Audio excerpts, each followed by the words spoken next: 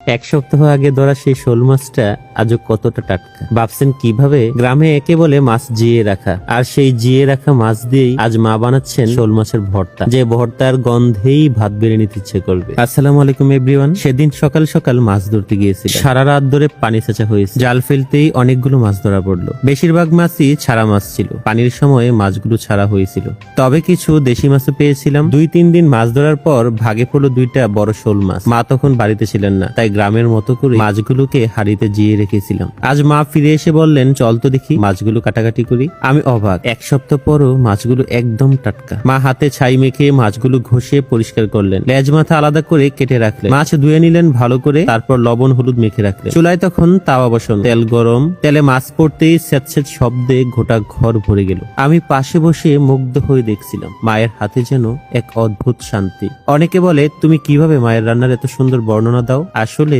ছোট থেকেই মায়ের পাশে থাকতাম। মা অসুস্থ হলে আমি আর বাবা মিলে সব সামলাতাম, তাই মায়ের রান্নার প্রতিটা ধাপ, প্রতিটা ঘ্রাণ আমার চোখে গেঁথে আছে। মাছ ভাজা হলে মা মরিচ ভাজলেন, কাঁচা মরিচ, শুকনো মরিচ, সঙ্গে একটু আদা কুচি করে রাখলেন। এই ভর্তায় মা পেঁয়াজ ভাজা এবং কাঁচা দুই অবস্থাতেই দিয়ে থাকেন। কতগুলো পেঁয়াজ কুচি করে কাটলেন, মরিচগুলো উঠিয়ে নিয়েই সামান্য তেল দিলেন, কড়াইতে দিলেন আদা কুচি, এরপর কুচি করা পেঁয়াজ হালকা ভেজে নিয়েই উঠিয়ে রাখলেন। এরপর শুরু হলো বাটাবাটির পালা। প্রথমে দিলেন কাঁচা মরিচ ও শুকনো মরিচ একসাথে, মরিচগুলো ভালো করে পিষে নিলেন। এরপর মাছের কাটা ছাড়িয়ে মাছগুলো বাটতে শুরু করলেন। আমি পাশে বসে তাকিয়ে আছি। মাছের কাটা বেছে মা ধীরে ধীরে যেভাবে বাটছিলেন, আমি অবাক হয়ে বসে আছি আর দেখছি। কাজের ফাঁকে মা বললেন, ছোটবেলায় এই ভর্তা খেতে তুই কেমন মুখ পাকাতি মনে আছে? আমি হেসে বললাম, এখন ওই ভর্তার গন্ধেই মনে শান্তি পাই। মরিচ ও মাছ বাটা হয়ে গেলে মা ভাজা পেঁয়াজ দিলেন, তারপর কাঁচা পেঁয়াজ বাটলেন। আমাদের বাড়িতে কাঁচা পেঁয়াজ ছাড়া ভর্তা মানে অসম্পূর্ণ। সবশেষে দিলেন ধনেপাতা আর সামান্য লবণ।